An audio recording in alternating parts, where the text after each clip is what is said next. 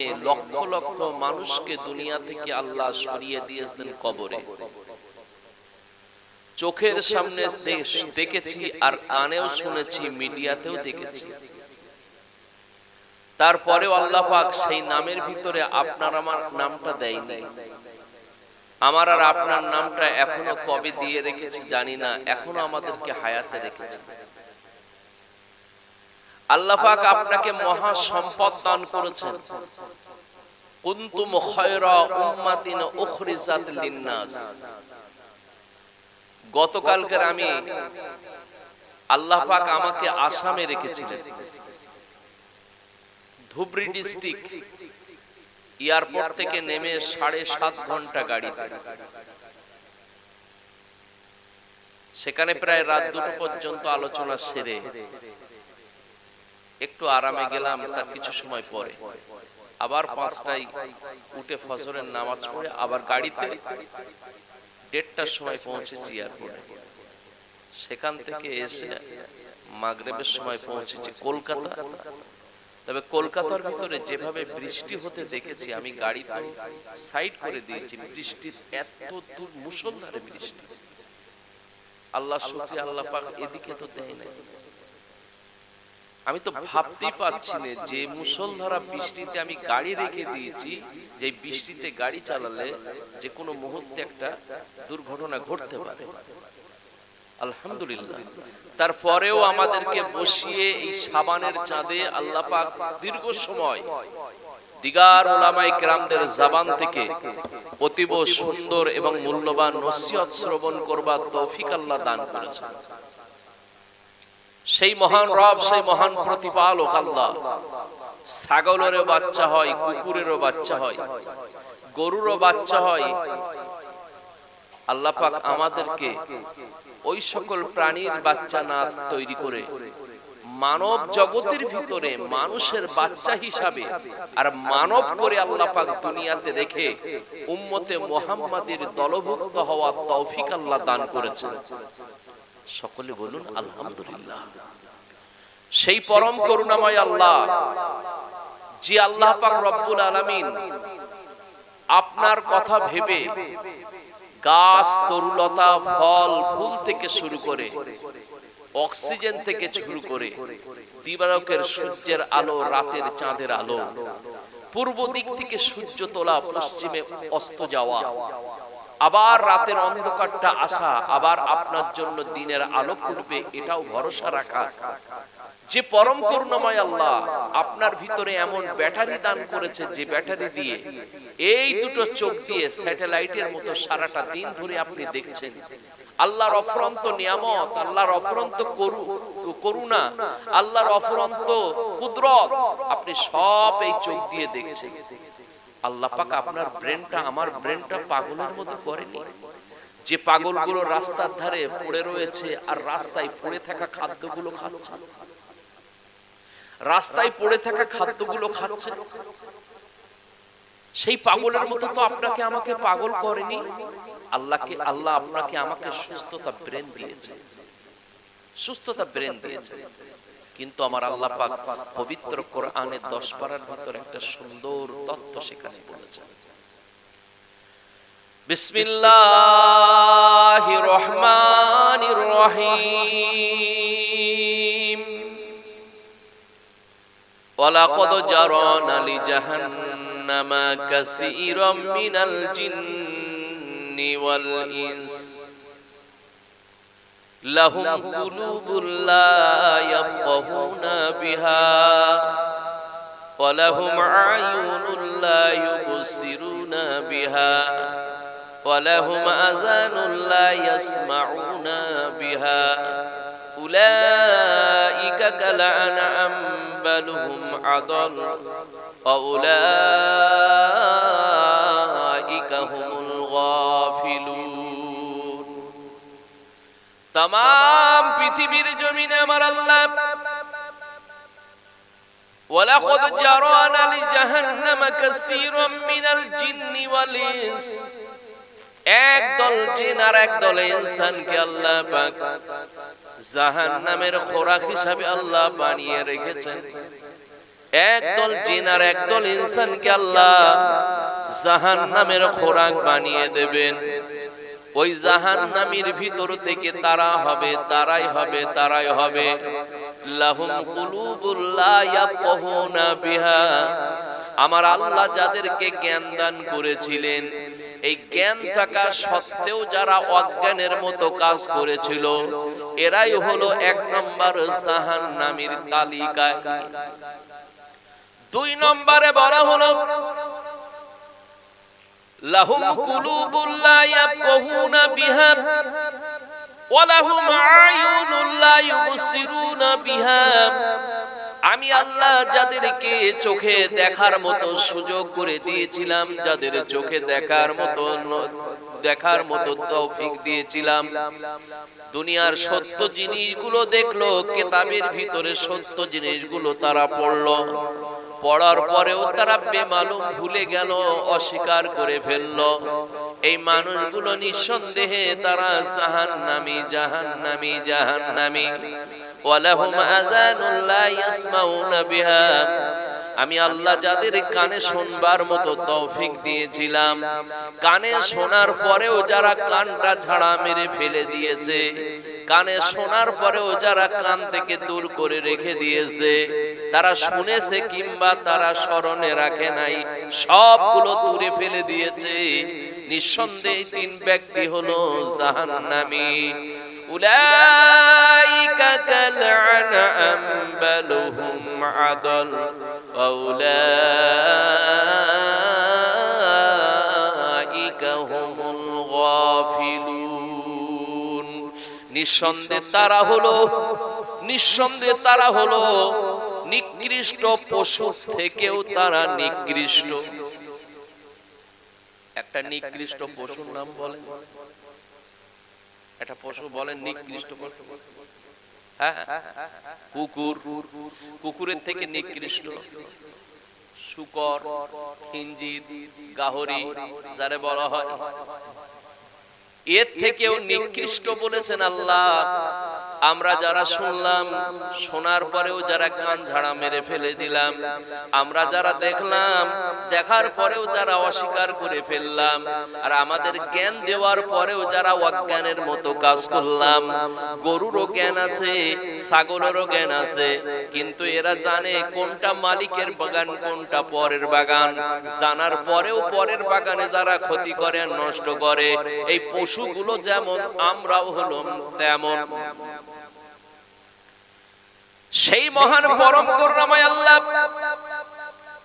যিনি আমাদের জ্ঞান আর বিবেক আর বুদ্ধি দান করেছেন, যে জ্ঞান বিবেক বুদ্ধি দ্বারা আল্লাহ দুনিয়ার জমিনে চলবার মতো আমাদের তৌফিক দান করেছেন, সেই মহান পরম করুণাময় আল্লাহ, যিনি দুনিয়াতে মায়ের কোলের ভিতরে আমাদের পাঠিয়েছিলেন, শক্ত খাবার না দিয়ে মায়ের স্তনের দুধ খাইয়ে আমাদেরকে বড় করেছিলেন।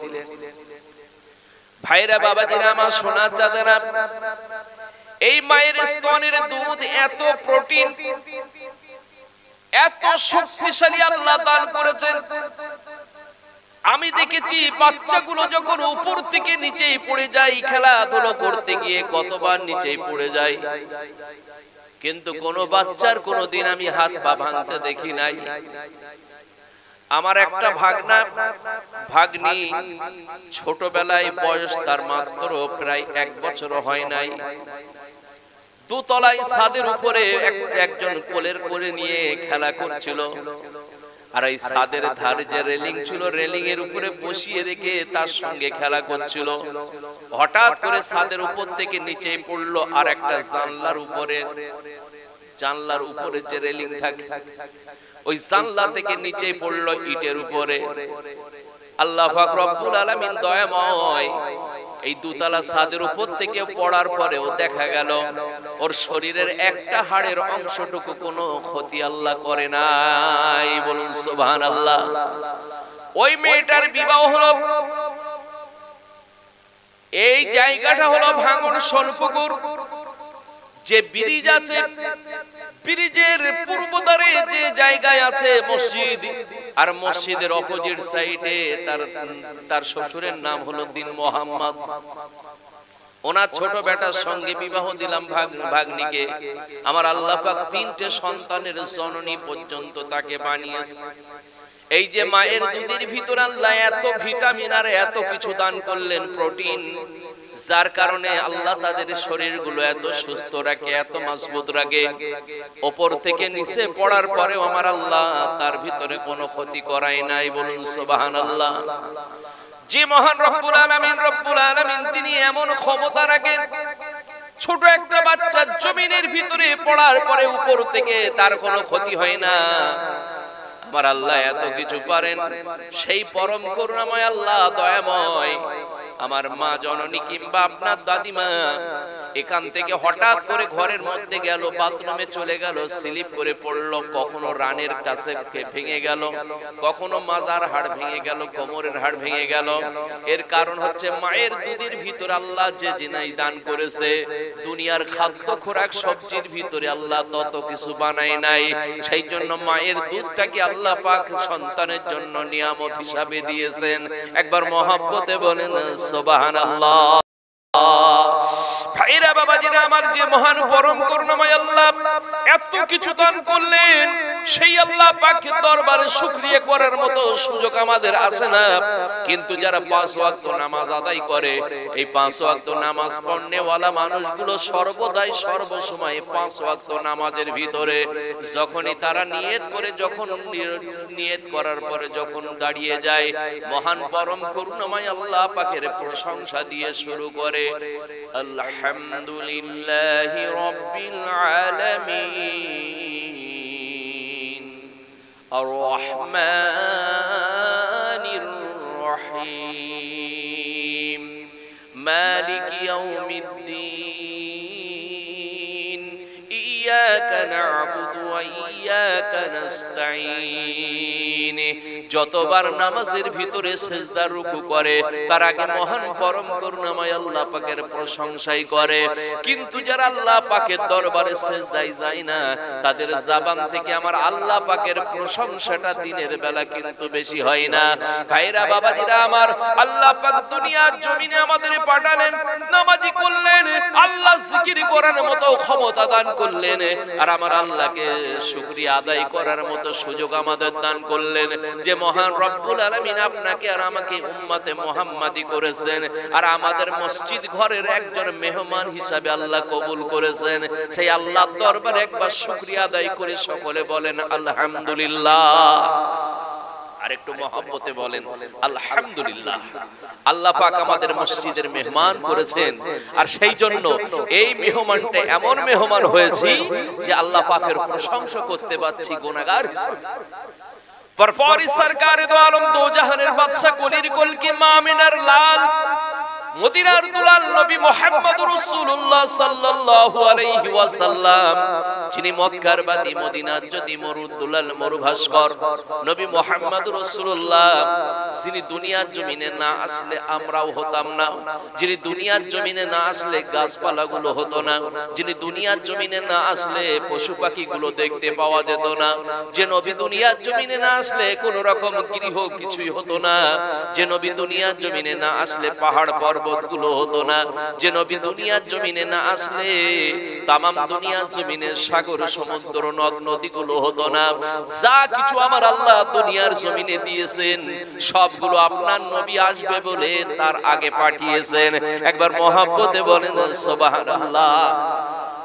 এই নিয়ে একটা মতভেদ তৈরি হয়েছে। কোন ওলামারা ওয়াজ করার সময় বলছে যে এই কথাটা সঠিক নয়, যে নবীর জন্য আল্লাহ পাক সব সৃষ্টি করেছে, নবী না সৃষ্টি হলে আল্লাহ আমাদেরকেও সৃষ্টি করতেন না, নবী না সৃষ্টি হলে আল্লাহ আমাদেরকেও বানাতেন না। অতএব আল্লাহ যা কিছু দিয়েছে আর যা কিছু তৈরি করেছে, আগামীতে যা কিছু পাঠাবেন, সব কিছুর একমাত্র উদ্দেশ্য ছিল আমার নবী সাল্লাল্লাহু আলাইহি সাল্লাম। একবার মহব্বতে বলুন সুবহানাল্লাহ। এখন এই যে দুটো বক্তাদের ভিতরে যে দুটো দল হয়েছে, একটা দল বলছে এটা হলো কথাটা বলা ভুল। কি কথা? যে নবীর জন্য আল্লাহ পাক সবকিছু করেছেন, নবী আসবেন বলে আল্লাহ সবকিছু বানিয়েছেন, আমার নবী সৃষ্টি না করলে আল্লাহ কিছুই করতো না, কথাটা ভুল। আরেকজনের এই এর উপরই তার ঈমান রেখেছে যে যা কিছু আল্লাহ করেছেন সব আমার নবীর ওসিলার জন্যই করেছেন, আমার নবী আসবেন বলে করেছেন। এখন এই দুটো মতের ভিতরে আপনাদের মত কোনটা বলে? ভাই আমার কথা বুঝতে পারছেন? একটু দুই ভাই গল্প করি না, আমার বাপ বেটায় বসে একটু গল্প করি। এই দুটো দিক থেকে, দুটো মতের দিক থেকে আপনার মতটা প্রকাশ করুন। আপনার মতটা কি? একটা হচ্ছে নবী দুনিয়াতে আসবেন বলে আল্লাহ সব সৃষ্টি করেছে, যা কিছু করেছে সব আমার নবীর ওসিলাই করেছে। আর একটা কথা হচ্ছে না, এটা ভুল কথা, এটা ভুল কথা। নবী আসবেন বলে আল্লাহ সব সৃষ্টি করেছে, এটা ঠিক নয়। এখন এই দলে যাবেন না এই দলটা যাবেন? কোন দলে যাবেন? নবীর উদ্দেশ্য এখন যদি বলি প্রমাণ দেন, তাহলে আমি প্রমাণটা একটু দিই। আমি দিই। আমার প্রমাণটা যদি আপনাদের মনোমুগ্ধ করা হয়, ব্রেনের সঙ্গে যদি লাহুম কুলুবুল লা ইয়াফকাহুনা বিহা, কারণ আল্লাহ আপনাদের জ্ঞান দিয়েছে, জ্ঞানের সঙ্গে যদি মেলে আপনি এটাকে অ্যাকসেপ্ট করবেন, এটাকে মেনে নেবেন। এই যে জমিটা সম্ভবত ধান চাষ করেছিল, হ্যাঁ হ্যাঁ, যারা এই আগামীর মরশুমে, গরমের মরশুমে ধান চাষ করবে, এই মাঘ মাসের শেষ এলাকা, শেষ সময় হালকা ঠান্ডার ভিতরে তারা করে কি, এর জন্য একটা বিহিত চিন্তা করে। আর এই চিন্তা করার কারণে তারা করে কি, সর্বপ্রথম কিছু উপযুক্ত বীজ, ধান বীজ তারা কিনে আনে কিংবা ঘরেতে রেখে দেয়। ঘরেতে রেখে দেওয়ার পরে ওর উদ্দেশ্য হলো এইগুলো রেখে দিয়েছি, এইগুলোর থেকে আল্লাহ বরকত দান করবে, সেই বরকতের ভিতরে অনেক ধান পাবো। আর এর মূল উদ্দেশ্য হলো চাউল, আর চাউলের শেষ উদ্দেশ্য হলো এর থেকে রিজিকের ভাত আল্লাহ দান করবে। ঘরেতে রয়েছে ধান, উদ্দেশ্য হলো সেই চাউল, যে থেকে আল্লাহ একদিন দান করবে বরকত, তার থেকে চাউল পাবো। এই ধানগুলো সর্বপ্রথম আপনি সুন্দর করে ভিজিয়ে দিলেন, উদ্দেশ্য হলো চাউল। এই ভিজানোর পরে গামাতে দিলেন কয়েকদিন ধরে, উদ্দেশ্য হলো চাউল। গামানোর পরে সুন্দর করে খুলে দেখলেন তার ভিতরে ছোট ছোট বীজ বার হয়েছে, ছোট ছোট কলা বার হয়েছে, উদ্দেশ্য হলো চাউল।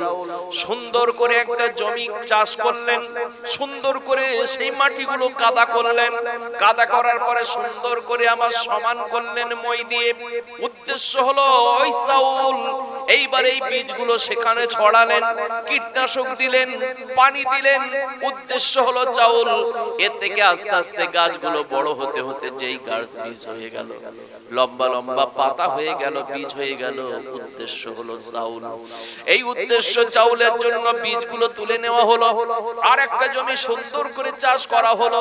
ওই জমি সুন্দর করে চাষ করার পরে চাষ দেওয়া হলো, পানি দেওয়া হলো, কাদা করা হলো, উদ্দেশ্য হলো চাউল।